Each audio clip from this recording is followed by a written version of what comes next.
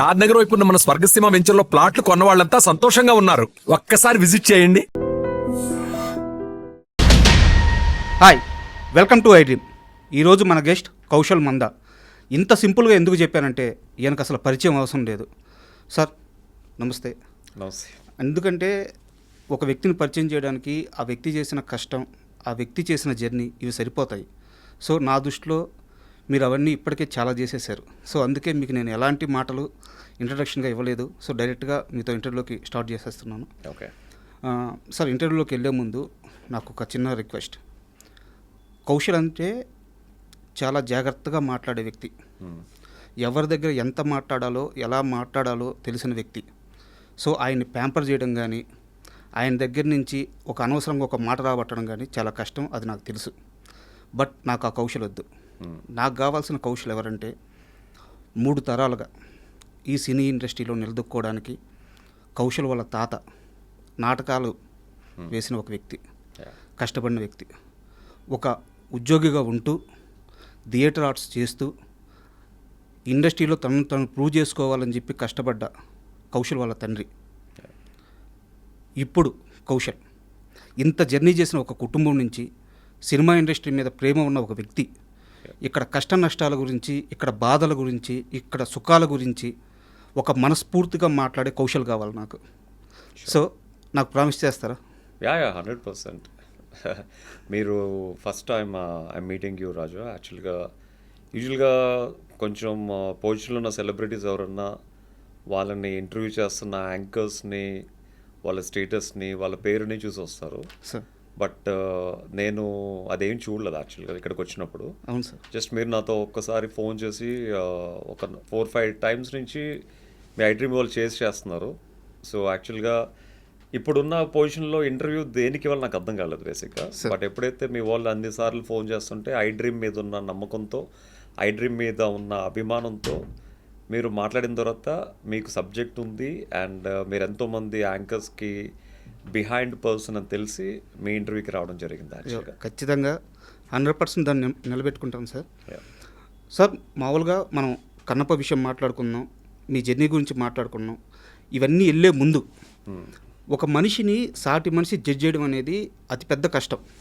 కౌశల్ మంచోడు, కౌశల్ చాలా మంచోడు, కౌశల్ చెడ్డోడు, కౌశల్ చాలా చెడ్డోడు, ఇలాంటి ఒక జడ్జిమెంట్ మీ లైఫ్లో చాలా వినేశారు. నాకు తెలిసి ఇండస్ట్రీలో ఏ యాక్టర్ని కూడా ఇంతమంది జడ్జి చేయలేదు. సో మీ లైఫ్లో అది చూసేశారు. ఇలా మిమ్మల్ని అవతల వాళ్ళు జడ్జి చేస్తుంటే మీకు కలిగిన ఫీలింగ్ ఏంది? ఎప్పుడైనా కోపం, చిరాకు ఇలాంటివి వచ్చినాయా? సో ఈ జడ్జిమెంట్ అనే పదం విన్నప్పుడు మీకు ఎలా అనిపిస్తుంది? అంటే ఒక మధ్య తరగతి కుటుంబం నుంచి వచ్చిన నాకు చిన్నప్పటి నుంచి ఎన్నో డ్రీమ్స్ ఉండేవి, లైఫ్లో ఇలా అవ్వాలి అలా అవ్వాలని. అంటే ఇలాంటి జడ్జిమెంట్ నన్ను చిన్నప్పటి నుంచి చేస్తూనే ఉన్నారు. యాక్చువల్గా నేను చిన్నప్పుడు అంటే అరౌండ్ 14-15 ఇయర్స్లో మోడల్ అవుతానంటే నువ్వు మోడల్ ఏంటరా అని చెప్పి నా ముందు నవ్వుకునే వాళ్ళు ఉన్నారు, నా ముందు జోక్స్ వేసుకునే వాళ్ళు ఉన్నారు. సో వాళ్ళ జోక్స్ని చూసి నాలో ఇంకా కసి పెరిగేది. యాక్చువల్గా వీళ్ళు నన్ను జడ్జిమెంట్ చేస్తున్నారు, నేను ఏదో ఒక టైంలో I have to show them అని చెప్పి within 2 years at the age of 16-17కే నా పేపర్లో పెద్ద ఆర్టికల్ వచ్చింది. విశాఖపట్నం నుంచి ఫస్ట్ టైం ఒక పెద్ద ఫ్యాషన్ కాంపిటీషన్కి సెలెక్ట్ అయినట్టు. సో అప్పుడైతే వాళ్ళు నోరు మోస్తారు. తర్వాత 18 years అప్పుడు గ్రావియర్ అడోనిస్ మ్యాన్ ఆఫ్ ది ఇయర్కి విశాఖపట్నం నుంచి, ఆంధ్రప్రదేశ్ నుంచి సెలెక్ట్ అయిన ఫస్ట్ మోడల్గా నాకు పేరు వచ్చిందనమాట. ఓకే. సో అప్పుడు అందరూ నోరు మోస్తారు యాక్చువల్గా. సో ఇన్ఫ్యాక్ట్ నేను బిగ్ బాస్కి వెళ్ళినప్పుడు కూడా నా గురించి వెళ్ళిన 2వ రోజు 3వ రోజు జడ్జ్ చేయడం మొదలుపెట్టారు. ఇన్ఫ్యాక్ట్ నాకన్నా ఎంతో వయసులో చిన్న అయిన దీప్తి సునాయన కూడా కౌశల్యం ఉంది, రేపు మా వెళ్ళిపోతాడు అని జడ్జ్మెంట్ చేశారు. నాకు ఎవరన్నా జడ్జ్మెంట్ చేసినప్పుడు I take it as a challenge. I feel like I want to prove the best. అంటే వీళ్ళు నిన్న కాక మొన్న వచ్చారు, వీళ్ళు నన్ను జడ్జ్ చేసే స్టేజ్కి వచ్చారా, నేనేంటో వాళ్ళతో పాటు ప్రపంచానికి ప్రూవ్ చేయాలని. అట్లా యాక్చువల్గా నేను బిగ్ బాస్ అంత కష్టపడి ఆడవసరం లేదు ఆ కంటెస్టెంట్స్తో. బట్ నేను కావాల్సిన దానికన్నా ఎక్కువ కష్టం పెట్టాను, ఎక్కువ ఆలోచించాను, ఎక్కువ కసితో ఆడాను. సో మామూలుగా బిగ్ బాస్ కంటెస్టెంట్కి రావాల్సిన పేరు కంటే చాలా ఎక్కువ వచ్చింది యాక్చువల్గా. So that is what I accept challenges. Okay. So చిన్నప్పటి నుంచి ఒక మధ్యతరగతి కుటుంబంలో వచ్చిన ప్రతి ఒక్కరిని జడ్జ్ చేయడం అనేది కామన్ కాబట్టి, సో ఆబ్వియస్లీ అంటే గొప్ప కుటుంబంలో పుడితే జడ్జ్మెంట్ అనేది ఉండదు. అంటే అది ఆల్రెడీ హీ ప్రూవ్డ్, వాడికి ఉన్నా లేకపోయినా డబ్బు ఉంటుంది కాబట్టి ఏదో విధంగా బతికేస్తాడు. అలాగే పేద కుటుంబంలో వచ్చినోడికి ఆ కష్టాన్ని నమ్ముకుని బతుకుతాడు. బట్ అటు ఇటు కానీ మధ్యతరగతి కుటుంబంలో వచ్చిన వాళ్ళకి అటు వెళ్ళలేరు, ఇటు వెళ్ళలేరు. వాళ్ళు ఏంటంటే అటు ప్రూవ్ చేసుకోవాలి, ఇటు ప్రూవ్ చేసుకోవాలి. ఇటు కష్టాన్ని నమ్ముకుంటూ ఇటు ఆ జడ్జిమెంట్ చేసిన వాళ్ళకి ఆన్సర్ ఇచ్చుకుంటూ they have to do something in their life to achieve something అనమాట. సో ఇది చాలామంది నోట్ చేసుకోవాల్సిన పాయింట్ సార్. ఎందుకంటే ఒక మనిషిని అవతల మనిషి జడ్జ్ చేయంగానే వాళ్ళలో కాన్ఫిడెన్స్ చాలా పడిపోతుంది. సో నేనేం చేయలేనా, ఏం సాధించలేనా అని చెప్పేసి. సో మీ లైఫ్ అంతా అది దాటుకునే వచ్చారు. సో చాలామంది నోట్ చేసుకోవాల్సిన పాయింట్ ఇది. బట్ మీరు బిగ్ బాస్ గురించి ప్రస్తావించారు కాబట్టి ఒక చిన్న, ఇది సీరియస్ క్వశ్చనే కానీ కొంచెం ఫన్నీగా ఉంటుంది. ఓకే. బిగ్ బాస్ హోస్ట్గా నాగార్జున గారు ఇన్ని సంవత్సరాలుగా చేస్తూ ఉండడం చాలా గొప్ప విషయం, ఒక స్టార్ హీరో అయి ఉండి. బట్ ఆ బిగ్ బాస్ హోస్ట్గా చేసేటప్పుడు ఫస్ట్ సీజన్లో ఎన్టీఆర్ వేసిన మార్క్, జూనియర్ ఎన్టీఆర్ గారు వేసిన మార్క్ అలాగే ఉంది. అలాగే ఇంతమంది కంటెస్టెంట్స్ లోపలికి వెళ్ళినా కానీ మీరు అక్కడ వదిలొచ్చిన మార్క్ అలాగే ఉంది. హోస్ట్గా ఆయన, కంటెస్టెంట్గా మీరు, మీ ఇద్దరికే ఈ మార్క్ ఎలా సాధ్యమైంది?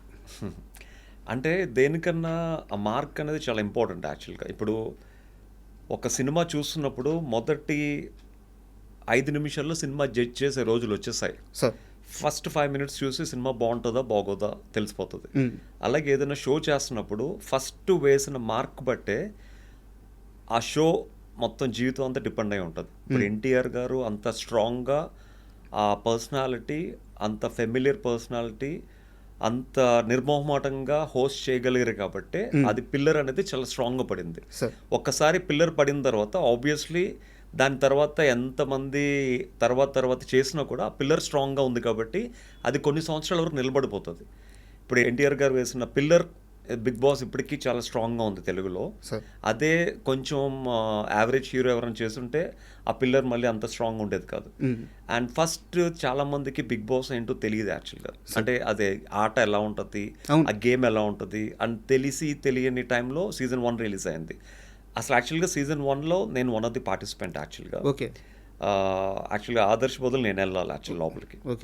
సో కాకపోతే ఏంటంటే నాకు అప్పటికి జీ తెలుగుతో అగ్రిమెంట్ అయింది కాబట్టి సూర్యవంశం సీరియల్కి 1 ఇయర్ వరకు నేను లోపలికి వెళ్ళకూడదు కాబట్టి నేను మా టీవీని రిక్వెస్ట్ చేస్తే వాళ్ళప్పుడు నన్ను నెక్స్ట్ ఇయర్కి యాక్సెప్ట్ చేస్తామని చెప్పి మాట ఇచ్చారు. But they are not sure. But next year కూడా లాస్ట్ ఇంకొక వారం రోజులు ఉంటుందంటే నాకు కాల్ వచ్చింది. సో వారం రోజులు ప్రిపేర్ అయ్యి లోపలికి వెళ్ళాను అనమాట యాక్చువల్గా. ఆ సీజన్ 2లో కూడా అంత స్ట్రాంగ్గా సీజన్ 2 పీక్స్ లెవెల్లో మొత్తం ప్రపంచవ్యాప్తంగా మొత్తం అంటే నేను యూకేలో I saw at the London bridge దగ్గర నేను జనాలు ఫ్లెక్సీస్ పట్టుకుని వాక్స్ చూశాను. తర్వాత చాలా డిఫరెంట్ స్టేట్స్లో కూడా వాక్స్ ఆస్ట్రేలియాలో కూడా ఐ హ్యావ్ సీన్ అనమాట. అండ్ ఇంత స్ట్రాంగ్గా వెళ్ళింది కాబట్టి బిగ్ బాస్ అంటే జనాలకి ఆ ప్రేమ అనేది పుట్టింది. బట్ నేను బయటకు వచ్చిన తర్వాత ఇప్పుడు చాలా మందిని కలుస్తున్నాను, వాళ్ళందరూ చెప్పేది కూడా అన్న నీ సీజన్ తర్వాత పెద్దగా ఏం బోరింగ్గా ఉన్నాయి మిగతా సీజన్స్ అని, మేమేం సీజన్ చూడలేదు, మీతో లాస్ట్ అంటున్నారు. బట్ ఇట్స్ ఓకే, దట్స్ వాళ్ళ ఒపీనియన్ అది. బట్ సీజన్ 2 తర్వాత చాలామంది బిగ్ బాస్ చూడడం మొదలు పెట్టారు యాక్చువల్గా. సార్ యాక్చువల్గా కన్నప్ప మూవీ రిలీజ్కి ముందు మన ఇద్దరం ఒకసారి కలిసాం. సో మిమ్మల్ని 1-to-1 నేను కొన్ని క్వశ్చన్స్ అడిగాను, కొంచెం బయటలు తీసుకున్నాను, వచ్చేసాను. సో ఇంత షార్ట్ టైంలో మళ్ళీ మిమ్మల్ని ఇంటర్వ్యూ చేయడానికి కారణం ఏంటంటే కన్నప్ప సక్సెస్ మీట్లో మీరు ఒక మాట మాట్లాడారు. బిగ్ బాస్ 2లో నేను విన్నర్ అయిన తర్వాత బయటికి నేను వెళ్తే కౌశల్ నీ కోసం నిర్మాతలు, డైరెక్టర్లు చాలామంది వెయిట్ చేస్తున్నారు, బయటికి వెళ్తే నువ్వు చాలా బిజీ అయిపోతావు అని చెప్పి నాని గారు కూడా అన్నారు. సో నేను ఆ మాటను నమ్మి చాలా హోప్స్తో బయటకు వచ్చాను. బయటకు వచ్చి చూస్తే కొన్ని లక్షల మంది రోడ్ల మీద మీకోసం ఎక్కడ పడితే అక్కడ, మీరు ఎక్కడికి వస్తుంటే అక్కడ. సో అది నిజం కూడా, ఆ క్రేజ్ కానీ మీకు రావాల్సిన అవకాశాలు నిజంగా వచ్చి ఉండాల్సింది, బట్ రాలేదు. మొన్న మీరు ఆ మాటను ప్రస్తావించారు. సో చాలా బాధ వేసిందని. సార్ ఇక్కడ అంటే క్వశ్చన్ కొంచెం లెంత్గా ఉండొచ్చు, బట్ అడుగుతున్నాను. కౌశల్ని అభిమానించే కొన్ని లక్షల మందికి ఈరోజు ఒక డౌట్ ఉంది, కౌశల్ ఎందుకు ఇంకా పెద్ద సినిమాల్లో ఎక్కువ రోల్స్ చేయట్లేదు, ఎక్కువగా ఎందుకు స్క్రీన్ మీద కనిపించట్లేదు అని చెప్పి వాళ్ళందరికీ ఒక డౌట్ ఉంటుంది. సో ఇక్కడ మిమ్మల్ని తప్పుగా అనుకునే అవకాశం కూడా ఉంది. నిజంగా కౌశల్ సీరియస్గా ట్రై చేయట్లేదా, ఇండస్ట్రీ కౌశల్ని పట్టించుకోవట్లేదా, అసలు 2018 నుంచి 2025 వరకు మీరు ప్రయత్నాలు ఏ విధంగా చేశారు అవకాశాల కోసం? నాకు అది కాస్త డీటెయిలింగ్గా కావాలి సార్. అంటే మీ దృష్టిలో సక్సెస్ అంటే ఏంటి అసలు యాక్చువల్గా? అంటే సినిమాలు ఒక్కటే సక్సెసా?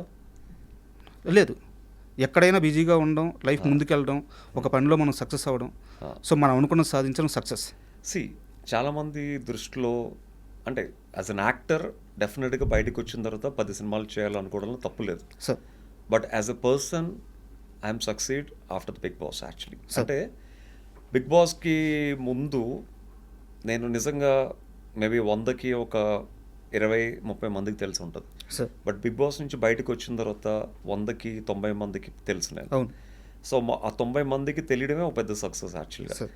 ఇప్పటికీ కూడా యూఎస్కి వెళ్ళినప్పుడు, లేకపోతే ఆఫ్టర్ 7 years యూఎస్కి వెళ్ళినా కూడా ఆ 2018లో బిగ్ బాస్కి బయటకు వచ్చినప్పుడు ఎలాంటి అభిమానం, ఎలాంటి ఆప్యాయత ఉందో ఇప్పటికీ నన్ను చూస్తే చాలామంది పెద్దవాళ్ళు కన్నీళ్ళు పెట్టుకుని నువ్వు ఎలా తట్టుకున్నావయ్యా లోపల అంతమంది మధ్యలో నేడుస్తూ ఉంటారు యాక్చువల్గా. ఇప్పటికీ అదే ఫీలింగు, అదే ప్రేమ ఉంది. So that is the big success for me. But as an actor మీరు ఆ క్వశ్చన్ తీసుకొచ్చారు కాబట్టి చిన్నప్పటి నుంచి ఎన్నో కళలతో హైదరాబాద్లో అడుగుపెట్టాం. నేను హైదరాబాద్లో అడుగుపెట్టినప్పుడు సో నేను నా age around 18.5 maybe. I think నేను ఇంజనీరింగ్ చేస్తున్నప్పుడు ఇక్కడికి వచ్చాను అనమాట యాక్చువల్గా. సో ప్రాగా టూల్స్లో ప్రాజెక్ట్ వర్క్ చేస్తూ హైదరాబాద్లో సెటిల్ అవ్వడం జరిగింది.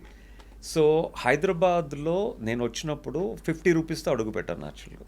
ఐ రిమెంబర్ యాక్చువల్గా మేము వైజాగ్ నుంచి హైదరాబాద్ షిఫ్ట్ అవుతున్నప్పుడు నేను, మా మదర్, మా ఫాదర్ వస్తుంటే సూట్ కేస్ పెట్టి కిందన బయట డోర్ దగ్గర మా సిస్టర్ వాళ్ళకి సెండ్ ఆఫ్ బాయ్ చెప్పి వస్తున్నప్పటికీ మా సూట్ కేసులన్నీ ఎవరో తీసుకెళ్ళిపోయారు యాక్చువల్ ట్రైన్లో. ఓకే. మేము మళ్ళీ బ్యాగ్కి వచ్చి చూసుకున్నప్పటికీ సూట్ కేసులు లేవు. ఆ సూట్ కేసులో మాకు హైదరాబాద్ రావడానికి కావాల్సిన డబ్బు, మా మదర్ నగలన్నీ అందులో ఉన్నాయి.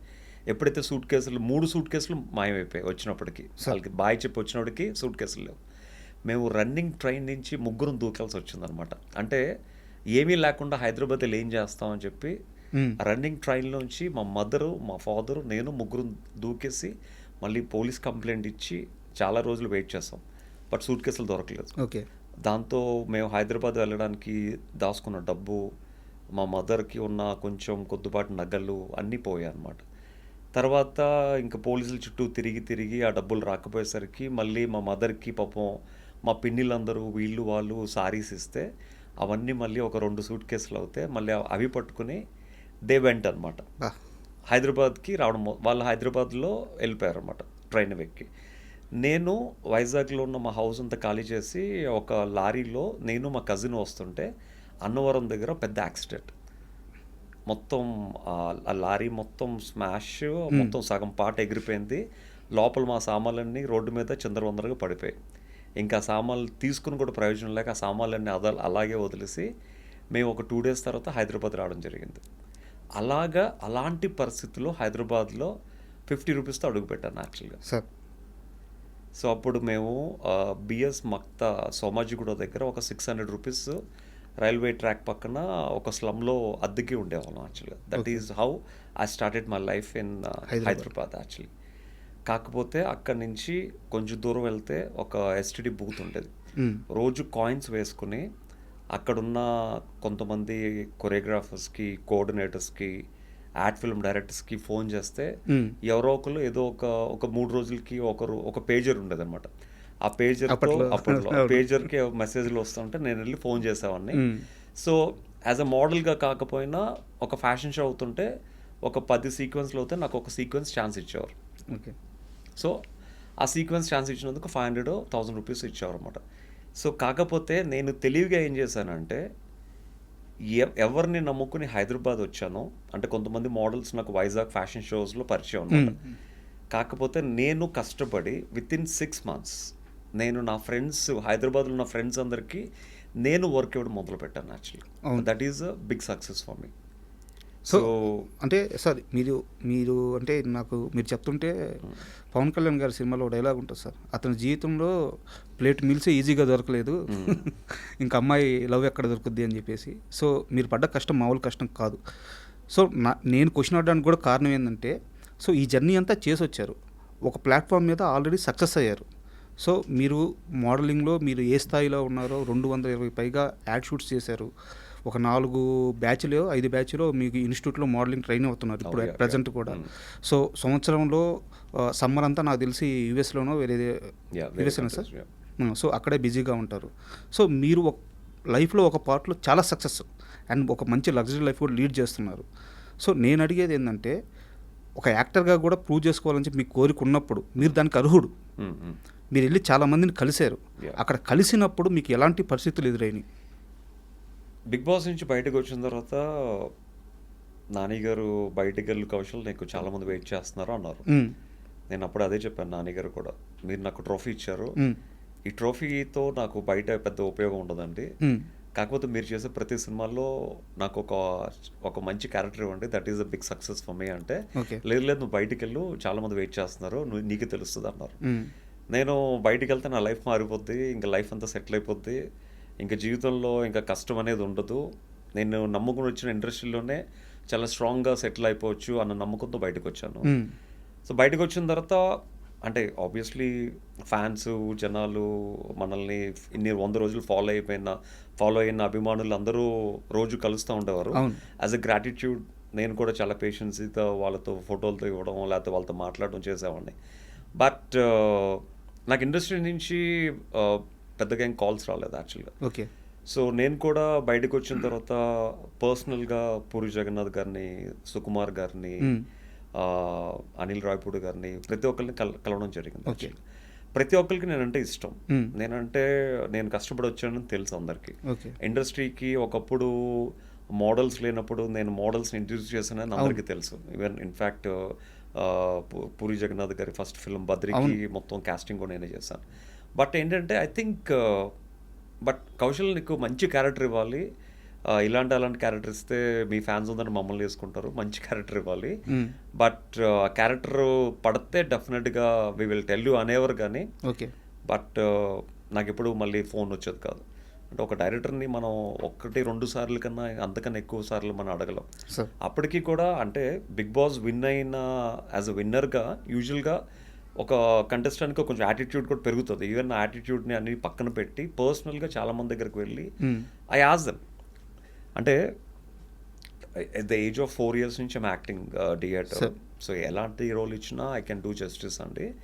బట్ ఇప్పుడు ఫేమ్ కూడా ఉంది, సో ఈ టైంలో మంచి క్యారెక్టర్స్ పడితే లైఫ్ అంతా ఐ కెన్ సెటిల్ అయిపోవచ్చు, మీరు నాకు అది పెద్ద హెల్ప్ చేసిన వాళ్ళు అవుతారు అని చెప్పాను. బట్ అందరు ఇద్దాం అనుకుంటారు కానీ, బట్ ఐ డోంట్ నో లాస్ట్లో ఏమవుతుందో తెలియదు కానీ, బట్ కరెక్ట్ అయిన క్యారెక్టర్ పడుంటే ఈ పాటికి సెటిల్ అయిపోయి ఉన్నాయి. అంటే ఒక యాక్టర్ కావాల్సింది ఒక మంచి పర్సనాలిటీ, ఒక మంచి ఫిజిక్, ఒక మంచి లుక్స్, అండ్ దానికి తోడు ఒక టాలెంట్. ఇవన్నీ మనకు ఉన్నప్పుడు ఇంతకుముందు అవన్నీ ఉన్నా బయట పేరు లేదు, దాని పేరు లేకపోవడం వలన నాకు ఇవ్వట్లేదేమో అని ఒక క్వశ్చన్ మార్క్ ఉండేది. బిగ్ బాస్ గెలిచిన తర్వాత పేరు కూడా యాడ్ అయినప్పుడు I thought it will be more easier for me, but even then I didn't get good roles అని చెప్పాలి సార్. అంటే ఈ ఇంటర్వ్యూతో నేను కౌశల్కి చేసే ఫేవర్ కానీ కౌశల్కి వచ్చే లాభం కానీ ఏముండదు. కౌశల్ కొత్తగా నిరూపించుకోవాల్సిన అవసరం లేదు. బట్ నేను ఈ పాయింట్ మీద ఎందుకు ఇంత పర్టికులర్గా అడుగుతున్నానంటే, ఇండస్ట్రీ ఎలా ఉంటుందో కొత్త వాళ్ళకి తెలియాలి. అవును, ఇండస్ట్రీ ఇస్ చాలా టఫ్. వచ్చే వాళ్ళకి తెలియాలి. ఈరోజు రాత్రి బస్సు ఎక్కి వచ్చేస్తే రేపు ఉదయాన్నే షూటింగ్ మనకి షార్ట్ పెడతారు, కెమెరాలో కనిపిస్తాము. సో అంత ఈజీ కాదు. ఇక్కడ అన్ని అర్హతలు ఉన్న వాళ్ళకు కూడా అదృష్టం కలిసి రాకపోతే ఎంత కష్టంగా ఉంటుందో చెప్పడానికే నేను పర్టికులర్గా ఈ క్వశ్చన్స్ అడుగుతుంది. సో మీకు ఈరోజు పెద్ద నష్టమేం లేదు, ఎందుకంటే మీరు లైఫ్లో ఆల్రెడీ అచీవ్ అయిపోయారు. మీ కుటుంబానికి ఏం కావాలో మీరు సంపాదించేశారు, మీ పిల్లల్ని ఎక్కడ ఏ స్థాయిలో చదివించాలో ఆ స్థాయిలో చదివిస్తున్నారు, మీకు ఒక లగ్జరీ లైఫ్ లీడ్ చేస్తున్నారు. ఇవన్నీ కూడా ఏంటంటే మీరు సైమల్టేనియస్గా సినిమాతో పాటు ఫైనాన్షియల్గా కూడా మీకు వచ్చిన ఆ మోడలింగ్ కానీ యాడ్ షూట్స్ కానీ పెట్టుకొని మీరు ఇండస్ట్రీని అవగాహన చేసుకొని ఇక్కడ పరిస్థితులు ఎలా ఉంటాయో తెలుసుకొని, సో మీ ఫ్యామిలీకి కానీ మీకు కానీ ఫైనాన్షియల్గా ఎలాంటి నష్టం జరగకుండా ఇక్కడ కూడా పోరాడుతున్నారు ఇండస్ట్రీలో కూడా. బట్ కొత్త వాళ్ళకి ఇవన్నీ తెలియదు. సో ఇండస్ట్రీని నమ్ముకొని వచ్చేస్తే ఎన్ని కష్టాలు పడాల్సి వస్తుంది అని చెప్పి అడగడానికి ఈ క్వశ్చన్. అండ్ కన్నప్ప విషయానికి వస్తే సార్, అంటే మీరు ఇండస్ట్రీ అని చెప్తున్నారు కాబట్టి ఇండస్ట్రీలో మీరు చూసే టెక్నీషియన్స్ కానీ, లేకపోతే మేకప్ ఆర్టిస్టులు కానీ, లేకపోతే లైట్ మ్యాన్స్ కానీ, మొత్తం ఇండస్ట్రీలో పనిచేసే ప్రతి ఒక్కరు 24 క్రాఫ్ట్స్లో పనిచేసే ప్రతి ఒక్కరు ఇండస్ట్రీకి ఒక యాక్టర్ అవుదానే వస్తారు. యాక్టర్ అవుదానే వస్తారు. యాక్టర్ అవ్వలేక పొట్ట కూటి కోసం వాళ్ళు డిఫరెంట్ ప్రొఫెషన్స్లో సెట్ అయిపోతారు. బికాజ్ నేను చాలా ఆల్మోస్ట్ 98 నుంచి ఐఎమ్ వర్కింగ్ ఇన్ ఇండస్ట్రీ, చాలా సినిమాలు చేశాను కాబట్టి నాతో మేకప్ చేసిన ప్రతి ఒక్కరిని నాకు అదొక ఇదనమాట. మీరు హైదరాబాద్ ఎప్పుడు వచ్చారు, ఎందుకు వచ్చారు, ఏం అవుదాని వచ్చారు అడగడం అలవాటు. అందులో 99.9% అందరూ యాక్టర్ అవుదాని వచ్చారు. కాకపోతే ఛాన్సులు దొరక్క కొంతమంది జూనియర్ ఆర్టిస్టులు సెటిల్ అయిపోతారు, కొంతమంది టెక్నీషియన్స్గా సెట్ అయిపోతారు, కొంతమంది డైరెక్షన్ డిపార్ట్మెంట్లో సెట్ అవుతారు. బట్ ప్రతి ఒక్కడేమో టు బికమ్ అన్ యాక్టర్. కాకపోతే వాళ్ళని విధి ప్రకారం డిఫరెంట్ ప్రొఫెషన్స్కి లీడ్ చేస్తూ ఉంటారు అన్నమాట. అండ్ మీరు మాట్లాడిన తర్వాత, స్టేజ్ మీద మాట్లాడిన తర్వాత నేను ఒక నెగిటివ్ సైడ్ కూడా తీసుకున్నాను సార్. కౌశల్ ఇలా చెప్తున్నాడు, కౌశల్ ప్రయత్నంలో కానీ సెట్స్లో కౌశల్ ఉండే విధానంలో కానీ ఏమన్నా సమస్య ఉందా, సో దానివల్ల ఏమన్నా కౌశల్కి అవకాశాలు రావట్లేదా అని చెప్పి నేను బ్యాక్గ్రౌండ్ చెక్ కూడా చేశాను. ఓకే. మీ Kannappa movie co director okay Srinivas Reddy గారు కదా. అవును. సో నేను ఆయనతో మాట్లాడాను. ఓకే. ఆయనతో మాట్లాడితే కౌశల్ సెట్స్లో ఎలా ఉంటారు, తన బిహేవియర్ ఎలా ఉంటుందంటే, ఇంటర్వ్యూ ముందు ఇన్ని బ్యాక్గ్రౌండ్ చెక్లు ఉంటాయి నాకు తెలియదు యాక్చువల్గా. ఆయనైతే మీ గురించి మాట్లాడుతూ డైరెక్టర్స్, ప్రొడ్యూసర్స్, యాక్టర్ ఆయన. సో కన్నప్పలో మీరు 60 days 70 days షూట్ చేసి కన్నప్ప కోసం, బట్ మీకు షార్ట్స్ కానీ మొత్తం మీరు పాల్గొంది 35 ఎంతో డేస్ చెప్పాడు ఆయన. సో అందరు ఆర్టిస్టులు లేట్ అవుతుంటే మీరే అందరిని తీసుకెళ్ళిపోయేవాళ్ళంట, అందరినీ మీరే తొందర పెట్టేవాళ్ళంట, ఎక్కడెక్కడ ప్రొడ్యూసర్కి కానీ డైరెక్టర్కి కానీ ఫేవర్ చేయాలో అక్కడ చేసేవాళ్ళంట. కౌశల్ మీకు ఒక మోడల్గా, ఒక యాక్టర్గా చాలా రిచ్ లుక్లో మీకు అట్లా కనిపిస్తారు, కానీ షూటింగ్లో ఉన్నప్పుడు కౌశల్ పడే కష్టం కానీ, అంటే తనకి అవసరం లేకపోయినా ఆ షాట్ త్వరగా అయిపోవడానికి, ఆ రోజు షూట్ బాగా రావడానికి తను ఏం చేయాలంటే అది చేసేస్తాడు. కావాలంటే ఒంటికి మట్టి కూడా పూసుకుంటాడు. అది కౌశల్ అని చెప్పి ఆయన చెప్పాడనమాట. సో అంటే ఒక బిహేవియర్ ప్రాబ్లం కూడా లేదు మీకు. సో సెట్స్లో తెలుస్తుంది, అవును, అందుకే నేను బ్యాక్గ్రౌండ్ చెక్ కూడా చేసింది. సో మీరు ఖచ్చితంగా డిజర్వ్ అనిపించి నేను ఈ అవకాశాల గురించి ఇంతసేపు మాట్లాడాను. సో ఈ ప్రాసెస్లో మిమ్మల్ని ఏమైనా హర్ట్ చేస్తుంటే సారీ. No nothing. యాక్చువల్లీ మీరు చేయాల్సిన చెక్ మీరు చేశారు కాబట్టి, అంటే కష్టంలోంచి వచ్చిన ప్రతి వ్యక్తికి ఒక షూటింగ్ అవుతున్నప్పుడు ఒక ప్రొడ్యూసర్ కష్టం చూస్తాడు, ఒక డైరెక్టర్ కష్టం చూస్తాడు, ఒక టెక్నీషియన్ కష్టం చూస్తాడు, ఒక లైట్ మ్యాన్ ఒక 10 kilometers లైట్లు మోసుకెళ్తున్నప్పుడు ఆ కష్టాన్ని చూస్తాడు. అవును, కష్టపడే వాళ్ళకే పక్కనోడు కష్టం తెలుస్తుంది యాక్చువల్లీ. సో మాకేంటంటే న్యూజిలాండ్లో వెహికల్స్కి డ్రైవర్స్ ఉంటారు. అక్కడ లోకల్ పంజాబీస్తో డ్రైవ్ చేయించేవారు. ఆ పంజాబీస్కి per hour $20 ఎంత ఇచ్చేవారు అనమాట. సో కొన్నిసార్లు వాళ్ళు ఏంటంటే డ్రైవర్ షార్టేజ్ ఉండి కార్లు ఎక్కువ ఉండేవి, డ్రైవర్లు ఉండేవారు కాదు. అప్పుడు నేనే ఒక కారు కీస్ చెప్పారు సార్, చెప్పారు. మా ఆర్టిస్టులు అందరినీ ఒక 5 కార్ని ఎక్కించుకుని నేను ఒక 1.5 hour తీసుకెళ్తే ఒక లొకేషన్ వచ్చేది కొండల మధ్యలో. ఆ లొకేషన్కి నేనే పొద్దున్న 6 గంటలకి 7 గంటలకు తీసుకెళ్ళాలి. 7:30 అయినా మోహన్ బాబు గారు చైర్ వేసి కూర్చుంటారు, అక్కడ లైన్ ఉంటుంది. So we have to go before that. And అక్కడ కూడా లైట్ మ్యాన్స్ చాలామంది మట్టిలో కార్లు వెళ్ళేవి కాదన్నమాట. సో ఒక 4-5 kilometers ఆ తుప్పల్లోంచి నడుచుకెళ్ళాలి. సో వాళ్ళు ఒక్కొక్కరు 4-5 స్టాండ్లు మోసుకెళ్తే పాపం వాళ్ళు మొయ్యలకు మోసేవారు. సో ఆర్టిస్టులు అనే నాకు ఫీలింగ్ లేకుండా నేను కూడా వెళ్ళి ఒక 2 స్టాండ్లు పట్టుకుని నేను కూడా వాళ్ళతో నడుచుకుని మోసుకుంటూ వెళ్ళేవాడు అనమాట. అంటే బేసిక్గా ఏంటంటే నేను ఒక యాడ్ ఫిల్మ్ చేస్తే ఆ ప్రొడక్షన్ వాల్యూస్, ఆ ప్రొడక్షన్లో అంటే 24 crafts మీద అవగాహన ఉంది కాబట్టి, సో ప్రతి ఒక్కరి కష్టాన్ని కూడా మనం స్వీకరించాలి. అండ్ వాళ్ళ కష్టపడుతుంటే చూడలేం కాబట్టి, సో ఐ యూస్ టు అంటే నేను చాలా తొందరగా రియాక్ట్ అయ్యి నేను వాళ్ళ కష్టంలో పాలు పంచుకునేవాను అనమాట. అంటే అట్లీస్ట్ వాళ్ళు కొంచెం రిలీఫ్ రావడానికి. అంటే పడిన కష్టం ఎక్కడికి పోదు సార్.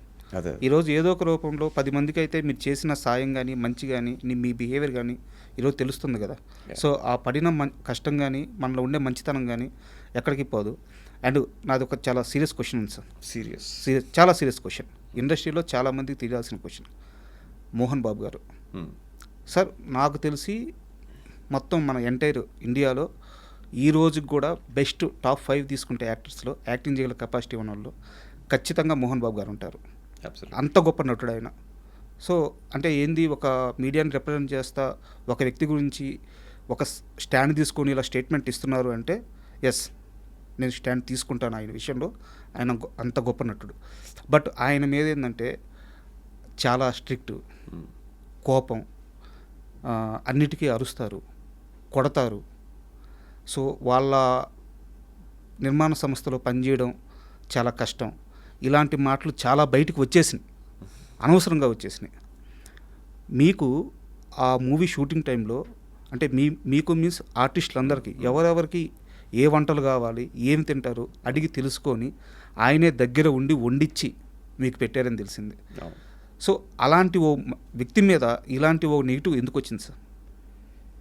అంటే ఇప్పుడు మనకి ప్రతి మనిషి మనం ఒకలాగా చూడలేం యాక్చువల్గా. ఒక్కొక్క మనిషిని చూసే విధానంలో ఓ లోపం ఉంటుంది యాక్చువల్గా. ఇప్పుడు నేను మిమ్మల్ని చూసినట్టు పక్కన వాళ్ళు మిమ్మల్ని చూడరు యాక్చువల్గా. మేబీ నేను మిమ్మల్ని ఒక కష్టపడి ఈ పొజిషన్కి వచ్చారని అనుకోవచ్చు, పక్కన తొక్కి మీరు ఈ పొజిషన్కి వచ్చారని అతను అనుకోవచ్చు. So everybody has a different opinions on each and every person actually. And Mohan Babu గారి గురించి చెప్పాలి అంటే ఆబ్వియస్లీ మోస్ట్లీ ద ప్రాబ్లం ఎక్కడ వచ్చింది అంటే ఎక్కడో డైమండ్ జూబ్లీయో సమ్ ఫిల్మ్ ఫంక్షన్లో మోహన్ బాబు గారికి చిరంజీవి గారికి ఏదో క్లాష్ అని చాలామంది అనుకుంటూ ఉంటారు యాక్చువల్గా. I don't know what is it exactly. అంటే చిరంజీవి గారి ఫ్యాన్స్ అందరూ మోహన్ బాబు గారిని కొంచెం ఇష్టపడరు. అలాగా కొంచెం వాళ్ళిద్దరి మధ్య క్లాషెస్ వచ్చాయని అనుకుంటారు, కానీ they both are very good friends actually. They both are very good friends. అంటే ఫ్యాన్స్ అలా డివైడ్ అయ్యి దే మేడ్ అలా అంటే దే టాక్ లైక్ దట్ అంతే. అంటే అక్కడ ఏదో ఒక మాటను ఉంటారు, తర్వాత ఆ మాటని చాలా సీరియస్గా తీసుకుని వీళ్ళ ఫ్యాన్స్ వాళ్ళ మీద, వాళ్ళ ఫ్యాన్స్ వీళ్ళ మీద, అలాగా ఒక్కొక్కరికి ద్వేషాలు పెరిగాయి. కానీ యాజ్ ఎ జెన్యూన్గా మనం ఒక మనిషితో ట్రావెల్ చేస్తేనే ఆ మనిషి గురించి మనకు తెలుస్తుంది. సో పక్కన వాళ్ళు ఏదేదో చెప్పుకునే వాళ్ళు ఎప్పుడు చెప్పుకుంటే ఉంటారు, అది మనం పట్టించుకోకూడదు. బట్ పర్సనల్గా మనం ట్రావెల్ చేస్తేనే వాళ్ళ గురించి మనకు తెలుస్తుంది. అంటే నేను మోహన్ బాబు గారితో నేను ఎప్పుడు వర్క్ చేయలేదు. This the first film I'm working. స్ట్రిక్ట్గా ఉండాల్సిన టైంలో స్ట్రిక్ట్గా ఉంటారు, 100% ట్రూ, అది ఉండాలి కూడా. ఇప్పుడు నేను షూటింగ్ చేస్తున్నప్పుడు ఒక న్యూజిలాండ్ బేస్డ్ అమ్మాయి ఫోన్ మాట్లాడుకుంటూ వాళ్ళు ఎవరితోనో బాయ్ ఫ్రెండ్తోనో ఎవరితోనో సెట్లో మాట్లాడుకుంటూ ఎర్లీ మార్నింగ్ వచ్చి మోహన్ బాబు గారిని ఇలా తగిలి ముందుకెళ్ళింది. ఓకే, బ్యాక్ తిరిగి ఐమ్ సారీ అంతే నేను వెళ్ళిపోయింది అనమాట. వెళ్ళిపోతే ఆబ్వియస్లీ ఒక పెద్ద వ్యక్తి తను మేకప్ వేసుకుంది మోహన్ బాబు గారి డబ్బులతో, తను షూటింగ్కి వచ్చింది మోహన్ బాబు గారి కారులో. ఆ వ్యక్తి ఎవరో కూడా తెలియకుండా ఇట్స్ ఓకే ఐమ్ సారీ అని అంత రెక్లెస్గా సమాధానం మళ్ళీ ఫోన్లో మాట్లాడుకుంటూ వెళ్ళిపోయాను. సో అలాంటి వాళ్ళకి ఏం చేయాలి, మనం పిలిచి షూటింగ్ ఎవరిదో తెలుసా, షూటింగ్ ఎందుకు వచ్చావో తెలుసా, షూటింగ్ వచ్చినప్పుడు పెద్దవాళ్ళకి రెస్పెక్ట్ ఇవ్వాలి, పెద్దవాళ్ళు ముందుకు నడుస్తున్నప్పుడు కళ్ళు నెత్తి మీదకి ఎక్కాయా అని అడగడంలో తప్పు లేదు యాక్చువల్గా. వాళ్ళకి అలాంటి లెసన్స్ కూడా కావాలి యాక్చువల్గా. అప్పుడే వాళ్ళ జీవితంలో ఇంకా పాఠాలు నేర్చుకుంటారు, నెక్స్ట్ టైం అలాంటి తప్పులు చేయకుండా ఉంటారు యాక్చువల్గా. సార్ అండ్ కన్నప్పకి సంబంధించిన ఇంకో క్వశ్చన్ సార్. యాక్చువల్గా ఇది మీకు సంబంధం లేదు, ఇది నా అభిప్రాయం, అది మీకేమనిపించిందో చెప్పండి చాలు. కన్నప్ప సినిమా క్లైమాక్స్కి వచ్చేలేకే తిన్నడు కన్నప్పగా మారిపోతాడు. అక్కడ మోహన్ బాబు గారి క్యారెక్టరు నాకంటే గొప్ప భక్తుడు ఇతను అని చెప్పి రియలైజ్ అవుతారు. సో రియలైజ్ అయిన తరువాత అప్పటికే ఎమోషన్ బాగా పండింది. అక్కడ మోహన్ బాబు గారికి ఒక పాట పెట్టారు క్లైమాక్స్లో. యాక్చువల్గా మోహన్ బాబు గారి బలం డైలాగ్స్. మీరు యమదొంగ సినిమా చూసుకుంటే క్లైమాక్స్లో ఎన్టీఆర్ ప్రాణాలు పోతున్నప్పుడు చాలా ఎన్టీఆర్ పైనుంచి కొండల నుంచి కింద పడుతుంటారు, బతకడానికి చాలా కష్టపడుతూ ఉంటారు. పక్కనే ఉన్న నరేష్ క్యారెక్టర్, నారదుడి క్యారెక్టర్ వచ్చేసి స్వామి బతికించవచ్చు కదా, ఎందుకు ఇంత మొండి పట్టుబట్టారంటే ఆ చెట్టు మీద అట్ట ఒక చెయ్యేసి అంత శక్తే నాకుంటే ఎప్పుడో బతికించేవాడిని నారదా అని చెప్పి ఒక చిన్న ఎక్స్ప్రెషన్ డైలాగ్తో అలా వదులుతారు. మొత్తం ఆడిటోరియం మూడంతా మారిపోద్ది అనమాట మోహన్ బాబు గారు ఒక చిన్న డైలాగ్తో. సో కన్నప్ప ఆ స్కోప్ ఉంది. తిన్నడు కన్నప్పగా మారిన తర్వాత ఇది కన్నప్ప అంటే అని చెప్పేసి ఒక 5-6 డైలాగులు మోహన్ బాబు గారి చేత కానీ వరుసగా చెప్పించేస్తుంటే ఆడిటోరియం అదిరిపోయేది. ఇది నా వ్యక్తిగత అభిప్రాయం. సో ఆ ఛాయిస్ తీసుకోకుండా సాంగ్కి వెళ్ళిపోయారు. సో ఇది మీకేమనిపించింది? ఇది నాకు అనిపించడానికి ఉంది. విష్ణు గారు స్క్రీన్ ప్లే రాశారు, విష్ణు గారిని అడగాలి మీరు ఇది. అంటే మిమ్మల్ని అడిగితే ఆ టీం చూస్తుందని నా అభిప్రాయం. అంటే ఇప్పుడు స్టోరీ ఆన్ స్క్రీన్ ప్లే రాసింది విష్ణు గారు. సార్ అతని మైండ్లో and there are the producers, అతని మైండ్లో ఏమనిపిస్తే అదే వాళ్ళు సినిమా రూపంలో తీస్తారు. సార్ మేబీ మీకు అనిపించింది అతనికి అనిపించకపోవచ్చు, అతనికి అనిపించింది అతను తీసుకున్నారు. నెక్స్ట్ టైం మీరు ప్రొడ్యూస్ చేసినప్పుడు మీరు అనిపించినట్టు మీరు తీసుకోండి. యాక్చువల్గా అంటే జస్ట్ యాక్చువల్లీ మీరు అన్నట్టు ఈజ్ అ డైలాగ్ కింగ్ కాబట్టి డెఫినెట్గా ఆ డైలాగ్తో ఎలివేట్ చేసి చెప్పి తర్వాత సాంగ్కి వెళ్తున్నా కూడా బాగానే అవును ఉంటుంది, అవును బాగానే ఉంటుంది. Maybe it's directors and Vishnu గారు కాల్ కాబట్టి I don't involve in that. Okay sir, కాస్త మళ్ళీ మీ మోడలింగ్ కెరీర్ వైపు వద్దాము. మీరెందుకు సార్ పవన్ కళ్యాణ్ గారి సినిమాలకి, మహేష్ బాబు గారి సినిమాల కోసం నిద్ర కూడా పోకుండా రాత్రులంతా ఫోన్లు చేస్తా కూర్చునే వాళ్ళంట? అవును, అప్పుడు మరి ఈ వాట్సాప్లు సెల్ ఫోన్స్ లేవు కాబట్టి. కాస్త క్లియర్గా చెప్పండి, అంటే మీ రోల్ ఏంది, మీకు ఎందుకు అంత కష్టం? మార్నింగ్ వాళ్ళని షూట్కి తీసుకెళ్ళి వదిలిపెట్టి వచ్చేదాకా కూడా నిద్రపోయేవాళ్ళు కాదంట. అంటే ఏంది, కేవలం మహేష్ బాబు గారి సినిమాలు, పవన్ కళ్యాణ్ గారి సినిమాలకే ఎందుకు అది కుదిరింది? అసలు మీరు ఏం చేశారు? ఆ జర్నీ గురించి కాస్త చెప్పండి. సి అప్పుడు ఏంటంటే యాజ్ అ మోడల్ నేను యాక్టర్గా టర్న్ అయిన తర్వాత రాజ్ కుమారుడు ఫస్ట్ ఫిల్మ్ అనమాట. సార్ రాజ్ కుమారుడు ఫిల్మ్తో మహేష్ బాబు గారితో ఆ టీంతో I became very close. So friends కూడా షూటింగ్కి వచ్చేవారు, అప్పుడప్పుడు నన్ను కలిసేవారు. So they used to Mahesh Babu garu observe చేసేవాళ్ళు యాక్చువల్లీ ఇదంతా. సో ఒకరోజు ఆస్ట్రేలియాలో షూటింగ్ చేయాలి సాంగ్. అప్పుడు షూటింగ్ అవ్వక సేమ్ సాంగ్ని ఓషన్ పార్క్లో ప్యాచ్ వర్క్ చేశారన్నమాట ప్రీతి జింటా అండ్ మహేష్ బాబు గారు. దే నీడ్, అప్పుడు ఆస్ట్రేలియాలో ఉన్న మోడల్స్ ఇక్కడ కూడా కావాలి. So they want good looking models అన్నమాట. సో ప్రతిరోజు షూటింగ్కి నన్ను కలవడానికి అప్పుడప్పుడు ఫ్రెండ్స్ వచ్చేవారు కాబట్టి మహేష్ బాబు గారు పర్సనల్గా నా దగ్గరికి వచ్చి, మీ ఫ్రెండ్స్ షూటింగ్కి వస్తూ ఉంటారు కదా, వాళ్ళందరూ బాగుంటారు యాక్చువల్లీ, వాళ్ళందరూ ఈ ఫిల్మ్లో చేస్తారేమో అడుగు అంటే. సో నేను అడిగాను, వాళ్ళందరూ ఎగిరి we want to do it అన్నారు. సో అంటే ఒక మహేష్ బాబు గారు నన్ను రికమెండ్ చేసి అంత పర్సనల్గా కేర్ తీసుకుని నాకు ఒక రెస్పాన్సిబిలిటీ ఇచ్చినప్పుడు, ఆ రెస్పాన్సిబిలిటీ నేను స్పాయిల్ చేసుకోకూడదని ఒక ఉద్దేశంతో చాలా కష్టపడే ఉన్నాను అనమాట. ఒక రెప్యుటేషన్ నాకు ఉన్నప్పుడు, అంటే కౌశల్ నమ్మకంతో చేస్తాడు, కౌశల్ ఏ పనైనా 100% జస్టిస్ చేస్తాడన్న నమ్మకం నా మీద పెట్టినప్పుడు, సో నేను అప్పుడు మనం అందరింటికి వెళ్ళలేం కాబట్టి, సెల్ ఫోన్స్ చేసి ఉండేవి కాదు కాబట్టి, ఓన్లీ ల్యాండ్ లైన్స్ కాబట్టి, ఐఎమ్ టాకింగ్ అబౌట్ 98, 99 ఆ టైంలో. అప్పుడు నైట్, ఇప్పుడు next day morning college scene అయి ఉంటుంది. ఆ కాలేజ్ సీన్లో నాకు డైరెక్షన్ డిపార్ట్మెంట్ నుంచి ఒక 50 మోడల్స్, కౌశల్ ఒక 50 మోడల్స్ కావాలి అంటే as a casting director that's my responsibility. అప్పుడు ఏం చేయాలంటే ఇంకా ఒక ఎస్టీడీ బూత్లో కూర్చుని నైట్ అంతా మార్నింగ్ 2-3 వరకు ఫోన్స్ చేస్తే కానీ 50 మంది అయ్యేవారు కాదు యాక్చువల్గా. సో 50 మంది ఎప్పుడైతే మోడల్స్ సెట్ అయ్యారని తెలిసిందో అప్పుడు నా అసిస్టెంట్స్కి చెప్పి వాళ్ళ ఇంటికి వెళ్ళి వాళ్ళని పిక్ చేసుకుని లొకేషన్కి వెళ్ళి డ్రాప్ చేసేంత వరకు నాకు మనశ్శాంతి ఉండేది కాదనమాట, నా పని అయింది అని చెప్పి.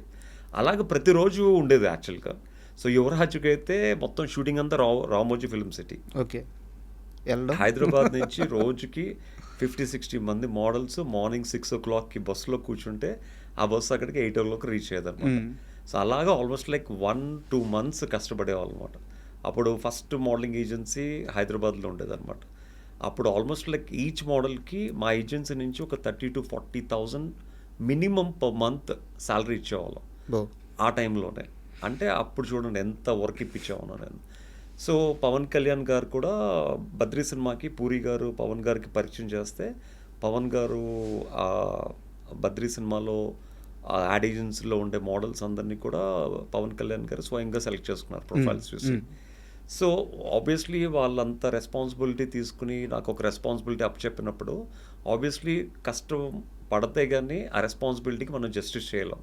సో అందుకనే వర్షం వచ్చినా అండ్ నైట్ ఏమొచ్చినా, నైట్ ఇంట్లో ఫోన్లు ఉండేవి కాదు కాబట్టి ఎస్టీడీ బూత్కి వెళ్ళి వాడి తాళం నేనే తీసుకుని ఫోన్స్ చేస్తే ఒక పెద్ద రోల్ వచ్చేది బిల్లు. ఆ బిల్లు నెక్స్ట్ డే నెలకి పే చేసామని నేనే తాళం వేసుకుని ఇంటికి వెళ్ళేవాను అనమాట. అలా ఉండేదన్నమాట అండ్ పరిస్థితి. మీరు ఇలా మోడలింగ్లో బిజీ అయిన సమయంలో చాలామంది ఇలా పిక్ చేసుకునేవాళ్ళు, కొంతమంది షూట్స్కి పంపించేవాళ్ళు, ఇంకొంతమందికి ఎక్కడ అవకాశాలు ఉంటే అక్కడ పంపించేవాళ్ళు, మీరు కూడా కలిసి ట్రావెల్ అయ్యేవాళ్ళు. అలా మీరు కలిసి ట్రావెల్ అయ్యే సమయంలో ఒక హీరో మీకు పరిచయం అయ్యారు, ఉదయ్ కిరణ్ గారు. యా, సో అంటే ఉదయ్ కిరణ్ గారు అసలు జీరోగా ఉన్నప్పుడు మీకు తెలుసు. అంటే యాజ్ అ మోడల్గా నేను నా యాడ్ ఏజెన్సీ నుంచి ఉదయ్ కిరణ్ ఫిల్మ్స్కి హీరోగా రాకముందు నాతో ఒక 2 యాడ్ ఫిల్మ్స్ చేశారనమాట. ఓకే. సో అప్పటి నుంచి నాకు పరిచయం. సో అంటే ఉదయ్ కిరణ్ హీరో కాకముందు మీకు తెలుసు. అవును. ఆయన లైఫ్ ఏమీ పూల పంపు కాదు, ఆయన కూడా చాలా కష్టాలు పడి వచ్చారు. యా, సో అంత కష్టాలు పడ్డ వ్యక్తికి లాస్ట్ రోజున, ఆయన చనిపోయే రోజున, ఆయన ఆల్రెడీ లైఫ్లో ఎంతో కొంత చాలా అచీవ్ చేశారు, చాలామంది ఫ్యాన్స్ని సంపాదించుకున్నారు, yeah. సూపర్ క్లాస్ హీరోగా, లవర్ బాయ్గా అవును. చాలా ఖ్యాతి దక్కించుకున్నారు, అందరికీ ఇష్టమైన హీరోగా ఉన్నారు. బట్ ఆ టైంలో కొన్ని ఫ్లాప్స్ వచ్చి ఉండొచ్చు. ఏమీ లేని రోజును చూసిన ఉదయ్ కిరణ్ కేవలం సినిమా అవకాశాలు లేకే చనిపోయారు అంటే మీరు నమ్ముతారా? సినిమా అవకాశాలు లేక చనిపోయారంటే నేను నమ్మను డెఫినెట్గా. ఓకే. సో ఉదయ్ గారికి అప్పటికి ఉన్న ఫేమ్కి తను చాలా చేయొచ్చు యాక్చువల్గా. ఈవెన్ తను తలుచుకుంటే ఒక పెద్ద టీవీ షో యాజ్ అన్ యాంకర్గా చేయొచ్చు, లేకపోతే చాలా చిన్న సినిమాలు చాలా ఉన్నాయి, బట్ దానికి హీరోగా చేయొచ్చు. అంటే ఏ మనిషి అయినా ఫేమ్లో ఉన్నంత వరకే వాళ్ళకి వాల్యూ. మనం ఫేమ్లో ఉన్నంత వరకే మనం ఏది చెప్పినా జనాలు నమ్ముతారు, మనకి పాజిటివ్ కామెంట్స్ వస్తాయి. అదే ఫేమ్లో లేనప్పుడు నేను ఏది చెప్పినా కింద ట్రోలింగ్ చేస్తారు, నెగిటివ్ కామెంట్స్ వస్తాయి. అదేంటంటే మన సక్సెస్ని బట్టే చూసే వాళ్ళకి రెస్పాన్స్ వస్తుంది యాక్చువల్గా. ఇప్పుడు ఈ ఇంటర్వ్యూ కూడా కిందన ట్రోల్స్ చూస్తే ఈడు కూడా చెప్తున్నాడా, లేకపోతే ఈడు కూడా చెప్పేవాడు అయిపోయాడా అని అంటారు యాక్చువల్గా. అనేవాళ్ళు అంటూనే ఉంటారు. బట్ ఈ పొజిషన్ ఇప్పుడు మీ ముందు ఇలా కూర్చుని మాట్లాడడానికే ఒక పెద్ద సక్సెస్. ఈ సక్సెస్కి రీచ్ అవ్వడానికి ఎంత కష్టపడి వచ్చారు అనేది వాళ్ళకి తెలియదు యాక్చువల్లీ. అలాగే ఉదయ్ కిరణ్ గారి విషయంలో కూడా హీ అచీవ్డ్ ఎ లాట్. నేను పక్కనే ఉండి స్వయంగా చూసాను యాక్చువల్గా. So back to back films, చిత్రం, మనసంతా నువ్వే కలుసుకోవాలని కూడా కలుసుకోవాలని, ఇవన్నీ back to back hat trick hero అని చెప్పి తను బీచ్లో షూటింగ్ అవుతుంటే అమ్మాయిలందరూ వచ్చి తన మీద ఫ్లవర్స్ జల్లేవారు అనమాట, రోజ్ పెటల్స్ అనమాట. అసలు షూటింగ్ చేయనిచ్చేవారు, అది విపరీతమైన క్రౌడ్ అనమాట. ఇప్పుడు సోషల్ మీడియా వచ్చి ఇవంతా ఇప్పుడు యాక్టర్స్కి ఆ ఫేమ్ చూస్తున్నారు, కానీ ఏమీ లేని టైంలోనే he have seen that fame అనమాట యాక్చువల్గా. బట్ ఆబ్వియస్లీ అంత ఫేమ్ చూసిన తర్వాత నేను ఒక చాలా సంవత్సరాల తర్వాత ఒక ఈవెంట్కి వెళ్తే he also came for the event, ఒక ఫ్యాషన్ షోకి. ఆ ఫ్యాషన్ షోలో తను కూడా ఒక నార్మల్గా కూర్చున్నాడే కానీ ఒక సెలబ్రిటీకి ఇవ్వాల్సిన రెస్పాన్స్ కానీ ఒక సెలబ్రిటీకి ఇవ్వాల్సిన ట్రీట్మెంట్ కానీ ఇవ్వలేదు యాక్చువల్గా. Okay. I have seen personally, just because of తను ఫేమ్లో లేడు అన్న ఒక్క ఉద్దేశంతో.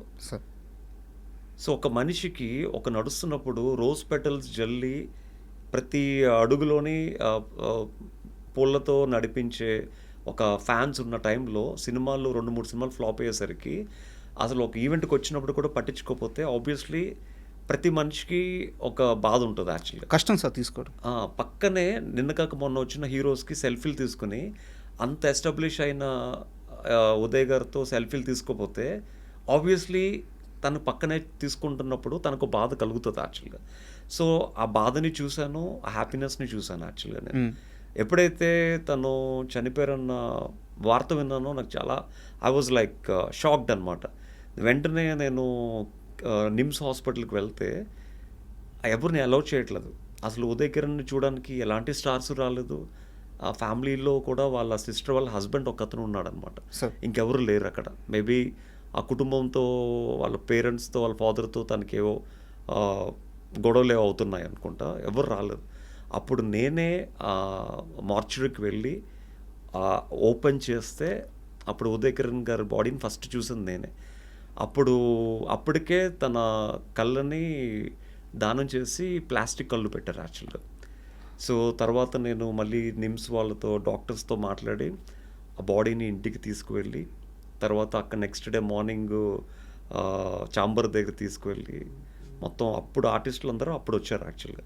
సో అదంతా అప్పుడు మొత్తం త్రూఅవుట్ ఉదయ్ గారితో మొత్తం తన బాడీ కాలి ఆ యాష్ అయినంత వరకు ఆ లాస్ట్ వరకు నేను తనతోనే ఉన్నాను యాక్చువల్గా.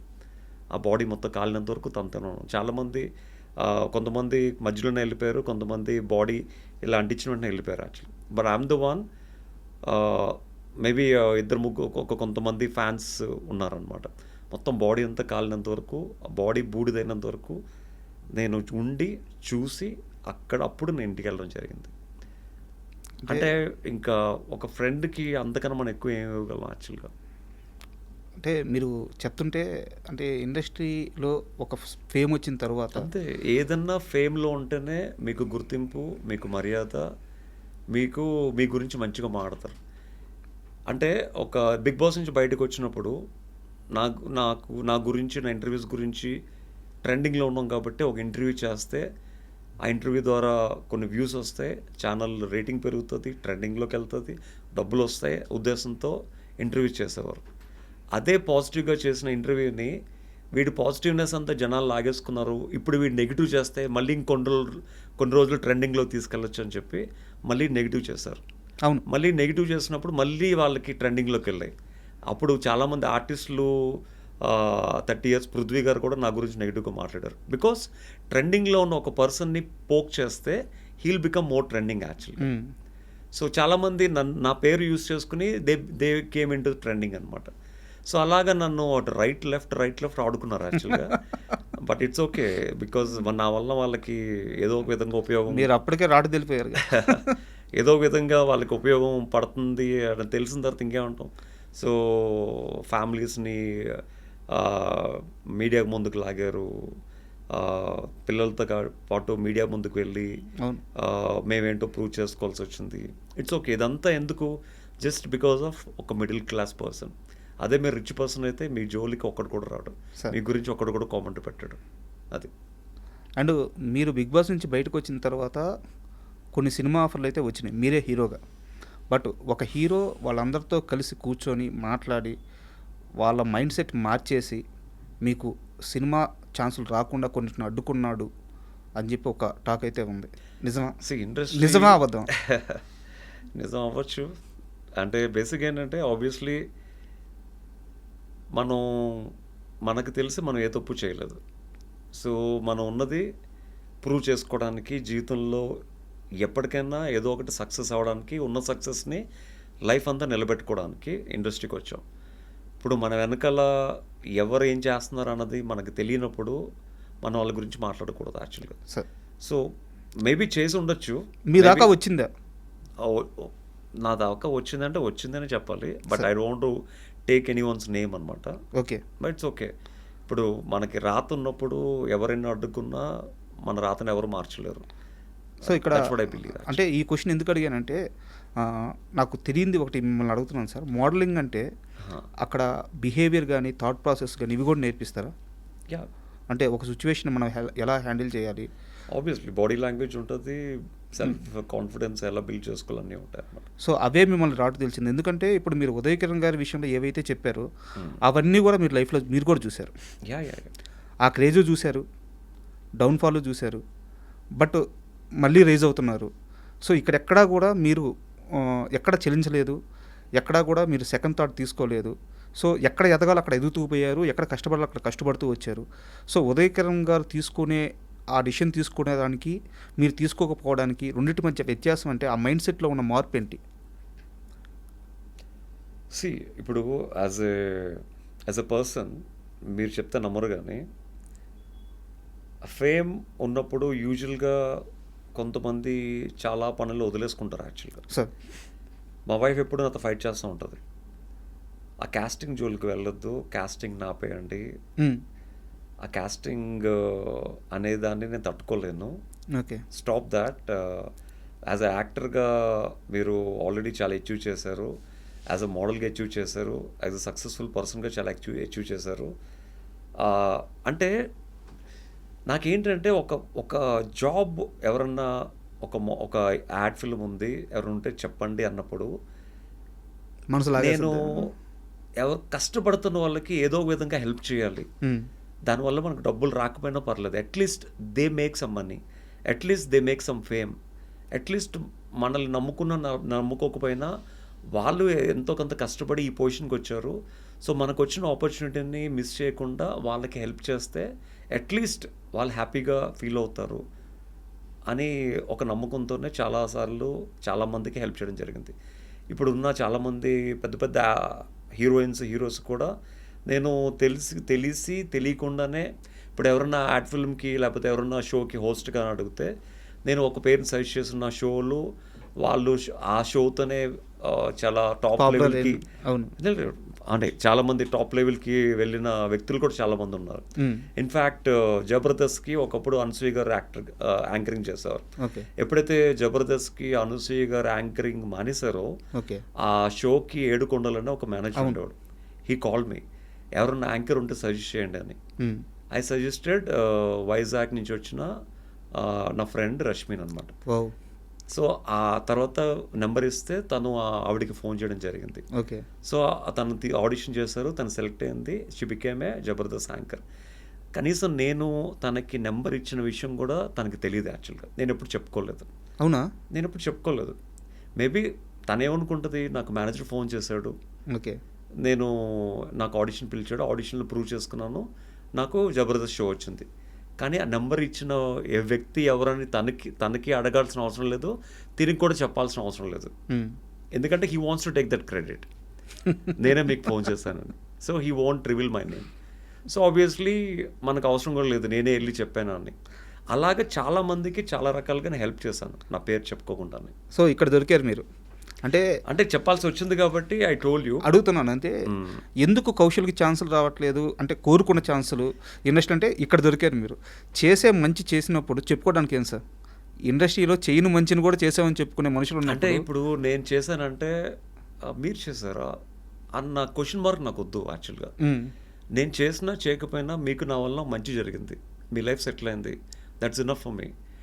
నేను చేశానా చేయలేదు అన్నది దేవుడు తెలుసు, నాకు తెలుసు, ఇంకా మీకు తెలియాల్సిన అవసరం లేదు. అంటే మీరు whether it's true or false I don't know. My hand is very very lucky for others. My hand is not lucky for me. నా దగ్గర ఫస్ట్ యాడ్ ఫిల్మ్ చేసిన వాళ్ళు కానీ, ఫస్ట్ ర్యాంప్ షో చేసిన వాళ్ళు కానీ టాప్ స్టేజ్లో ఉంటారు. యాక్చువల్లీ ఇప్పుడు Tamanna garu first ad film direct చేసింది, second third ad film direct చేసింది. అవును, హ్యాపీ డేస్ తర్వాత అనుకుంటాను. హ్యాపీ డేస్ తర్వాత భీమా సిమెంట్. అవును. సో అంటే మేబీ ఐ థింక్ ఆ క్రెడిట్ నేనే అని చెప్పక్కర్లేదు. I'm saying my hand is lucky for others, that is for sure actually. And మీ మీద ఉన్న నాకు ఒక కంప్లైంట్ ఏంటంటే 220 పైగా మీరు యాడ్ షూట్స్ తీశారు. అండ్ ఒకానొక టైంలో మీకోసం మీరు ప్రొడ్యూస్ చేసుకునే కెపాసిటీ కూడా మీకు వచ్చిందని నేను అనుకుంటున్నాను, ఒక చిన్న సినిమా అయినా సరే. వచ్చింది. సో ఎందుకు అక్కడ మీరు సీరియస్గా ట్రై చేయలేదు? ఒకరిని నమ్ముకునే బదులు నా దగ్గర ఆల్రెడీ స్కిల్ ఉంది, దేవుడిచ్చిన మంచి ఒక రూపం ఉంది, ఒక ఫేమ్ వచ్చింది, ఒక ప్రొడ్యూస్ చేసుకోగల కెపాసిటీ ఇప్పుడు వచ్చింది, సో నేనే ఎందుకు ట్రై చేయకూడదు అని చెప్పేసి మిమ్మల్ని వేరే లెవెల్లో ఎస్టాబ్లిష్ చేసుకోవడానికి మీరు ఎందుకు ప్రయత్నం చేయలేదు? ఎంతో కష్టపడితే మనకి డబ్బు వస్తుంది యాక్చువల్లీ సార్. ఆ డబ్బుని మనం సినిమా మీద పెట్టి మళ్ళీ జీరోకి వెళ్ళిపోయి మళ్ళీ కష్టపడే రిస్క్ నేను తీసుకోలేదు. ఎందుకంటే సీజన్ 1 విన్నర్ శివబాలాజీ గారు తనకు వచ్చిన డబ్బు మొత్తం తన సినిమా మీద పెట్టి జీరో అయిపోయింది యాక్చువల్గా. తను ఒక సినిమా తీశారు గీతే కనకాల గారితో, ఇద్దరు ఫ్రెండ్స్గా యాక్చువల్గా. సో ఆ ఫిలిం పెద్దగా ఆడలేదు యాక్చువల్గా. సో మళ్ళీ నేను అదే రిస్క్ తీసుకుని మళ్ళీ నేను కూడా సినిమా తీసి మళ్ళీ నా ఫ్యామిలీ కోసం కష్టపడి సంపాదించుకున్న డబ్బుని మళ్ళీ I don't want to spoil it. As you know that నాకు బిగ్ బాస్ ఇచ్చిన క్యాష్ ప్రైజ్ ఏదైతే ఉందో, the winning amount as I said I want to donate for patients, that's I donated actually. Maybe నాకు వచ్చిన ఆ remuneration ఏదైతే ఉందో ఆ రెమ్యునరేషను ప్లస్ బిగ్ బాస్ నుంచి బయటకు వచ్చిన తర్వాత నేను అందరు విన్నర్స్ కన్నా I'm the only winner who did lot of shop openings.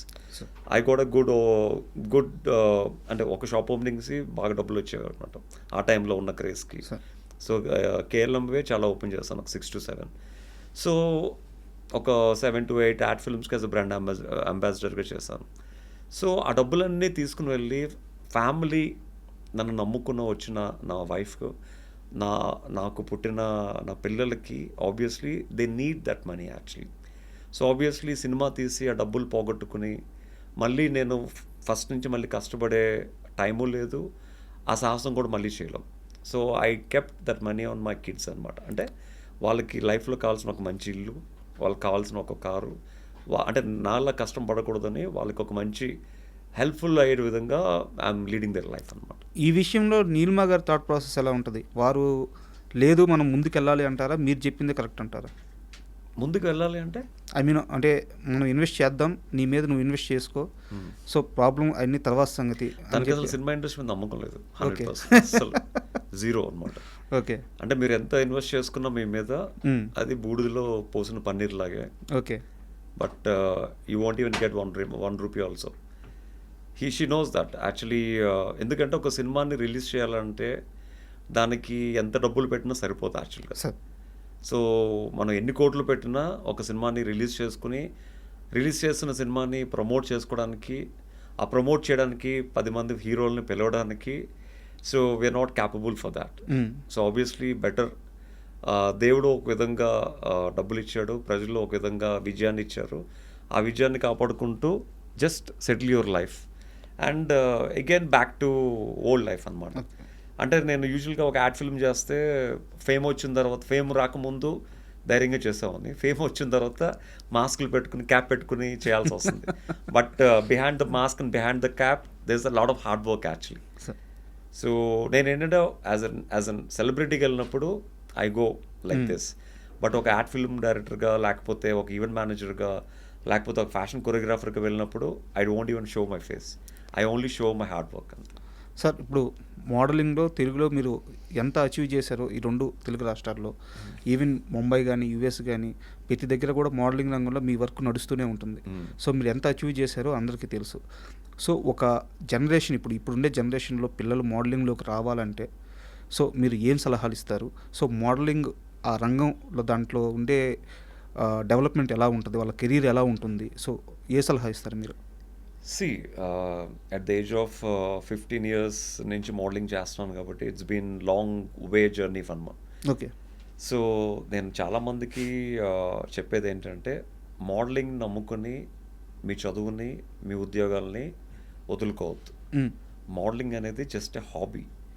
మీ పర్సనాలిటీని డెవలప్ చేసుకోవడానికి, మీ స్కిల్ని బిల్డ్ చేసుకోవడానికి, మీ కాన్ఫిడెన్స్ని బిల్డ్ చేసుకోవడానికి, మీ బాడీ లాంగ్వేజ్ని మార్చుకోవడానికి, మీకు ఒక పర్ఫెక్ట్ పోస్చర్ని డెవలప్ చేసుకోవడానికి, రిథమ్ని మార్చుకోవడానికి, గెస్చర్స్ నేర్చుకోవడానికి, ఒక స్టైల్ని క్రియేట్ చేసుకోవడానికి use this modelling as a platform, but not for your life. And especially Hyderabad is not a modeling place. If you really want to become a model, if you don't have any other option other than modeling, go to Mumbai. Okay. And do hard work. అక్కడ at least every day you can go to 10 to 20 auditions. At least ఒక్కదానికన్నా click అవుతారు. హైదరాబాద్ ఆడిషన్స్కే నెలకి 1-2 అవుతాయి. So హైదరాబాద్ని నమ్ముకుని మోడలింగ్లో దిగద్దు. మిమ్మల్ని మార్చుకోవడానికి, మేకోవర్ అవ్వడానికి దిగండి. I'm there for 100% for them, but not to change their careers. Okay. To change their personality come to me, not to change their careers don't come to me. మిమ్మల్ని నేను అప్రోచ్ అయినప్పుడు బిగ్ బాస్ గురించి నేను చాలా తక్కువ మాట్లాడతాను అని చెప్పాను. సో నాకు తెలిసి నేను చాలా తక్కువే మాట్లాడాను. బట్ ఒక 2 క్వశ్చన్స్ ఉన్నాయి సార్. ఇప్పుడు బిగ్ బాస్ 9 స్టార్ట్ అవ్వబోతుంది. ఓకే. సామాన్యుడికి ఛాన్స్ అని చెప్పి ఒక ప్రకటన రిలీజ్ చేశారనమాట. సో కూడా పార్టిసిపేట్ చేస్తారా? నాకు ఇంట్రెస్ట్ లేదు సార్. ఇప్పుడు లేదు. ఓకే. పైగా చేసే అంత స్థాయి కూడా నాది కాదు ఇప్పుడు. ఓకే. సో అది ఫ్యూచరు. అండ్ నిజంగా ఒక సామాన్యుడికి ఛాన్సు అంటే అక్కడంతా చాలా జెన్యున్గానే జరుగుద్ది. జెన్యున్గా జరుగుతుంది అనడానికి ఎగ్జాంపుల్ నా సీజన్లో గణేష్ రావడం. ఓకే. అతను ఒక కామన్ మ్యాన్గా లోపలికి వచ్చాడు. సో వచ్చిన తర్వాత తను చెప్తా ఉండేవాడు అనమాట. సో అందరిలాగే నేను కూడా వీడియో రికార్డ్ చేసి పంపించాను. జస్ట్ నేను యాజ్ అన్ యాంకర్గా నేను లోడా వాగుతాను కాబట్టి ఫాస్ట్గా మాట్లాడడం నా స్కిల్. అదే మాటలు ఫాస్ట్గా మాట్లాడుతూ నేను పంపించాను. దానికి ఇంప్రెస్ అయ్యి ఒక 3 రౌండ్లు అయ్యాయి. ఓకే. సో తర్వాత 30 మందిలోంచి 10, 10లోంచి 3, 3లోంచి ఒకరిని సెలెక్ట్ అవ్వడం జరిగింది. సో బికాస్ ఆఫ్ తన టాలెంట్ అది. సో అలాగే బయట కూడా అంటే మీ టాలెంట్ బిగ్ బాస్కి ఉపయోగపడుతుంది, బిగ్ బాస్ షోకి హెల్ప్ అవుతుంది అంటే డెఫినెట్గా దిల్ టేక్ యూ. అంటే ఈ క్వశ్చన్ ఎందుకు అడిగానంటే సార్, కొన్ని లక్షల మందికి ఖచ్చితంగా బిగ్ బాస్ అంటే ఇష్టం ఉంటుంది, దాంట్లో పార్టిసిపేట్ చేసే ఛాన్స్ వస్తే ఎవరు వదులుకోరు అనమాట. సో అందరికీ ఇప్పుడు ఈ ప్రకటన వచ్చినప్పటి నుంచి అందరికీ కొంత డౌట్ ఉంది, నిజమేనా, మేము వీడియో చేస్తే సెలెక్ట్ చేస్తారా, మేము చెయ్యాలా వద్దా. వీడియో చేస్తే సెలెక్ట్ చేయరు, ఆ వీడియోలో సెలెక్ట్ చేయాల్సిన క్వాలిటీస్ ఉంటే సెలెక్ట్ చేస్తారు. Okay, Yeah. సో అంతా జెన్యూన్ అని చెప్తారు. యా అంటే సీజన్ 2లో జెన్యున్గానే అనిపించింది, మరి తర్వాత సీజన్స్ నాకు తెలియదు కానీ. సో సీజన్ 2లో అయితే జెన్యున్గానే ఇంటర్వ్యూస్ అయ్యాయి, జెన్యున్గానే మనోడు లోపలికి వచ్చాడు. బట్ ఆబ్వియస్లీ టాలెంట్ని ఎవరు ఆపలేరు, టాలెంట్ని ఎవరు కిల్ చేయలేరు. కాబట్టి మీకు టాలెంట్ ఉంటే ఆ టాలెంటే మిమ్మల్ని కాపాడుతుంది, మీకు ఆపర్చునిటీ కూడా ఆ టాలెంట్ ఇప్పిస్తుంది. సార్ బిగ్ బాస్కు సంబంధించి లాస్ట్ క్వశ్చన్ సార్, సీజన్ 2లో మీతో పాటు పార్టిసిపేట్ చేసిన చాలా మందితో మీకు అక్కడ కొన్ని గొడవలు అయినాయి. సో బయటకు వచ్చిన తర్వాత కూడా కొందరితో అవి అలాగే కంటిన్యూ అయినాయి. సో నేను వాటి మూలాల గురించి, వాటి పూర్తి వివరాల గురించి నేను ఏం ప్రస్తావించను.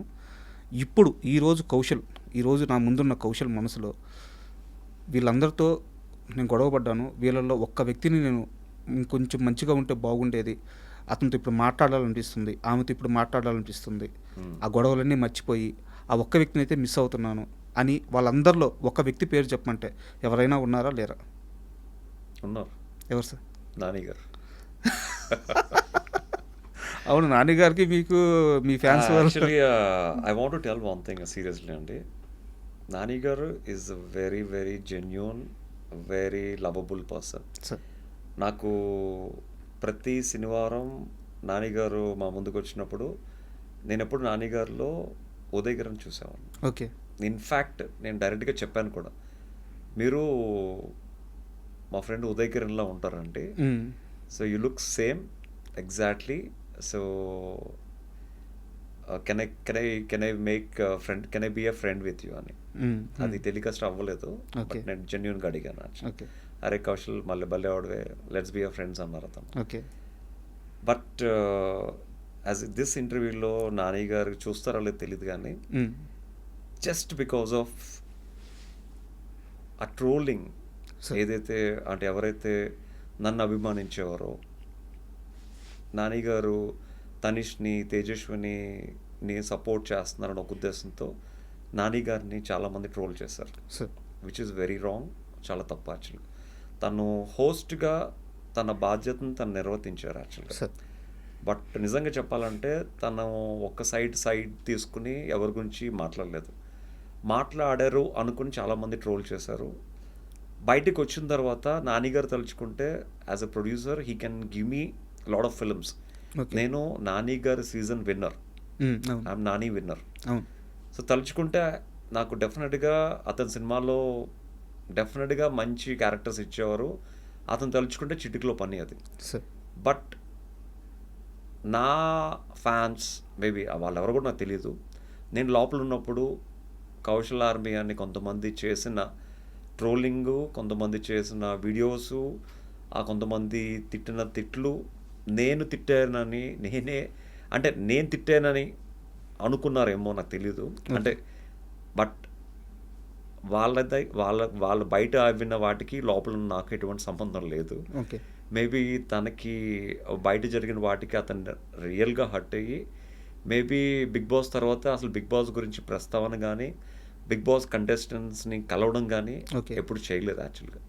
మేబీ తను జెన్యున్గా ఆ బిగ్ బాస్ టైంలో తను ఫేస్ చేసిన ప్రాబ్లమ్స్ అయి ఉండొచ్చు.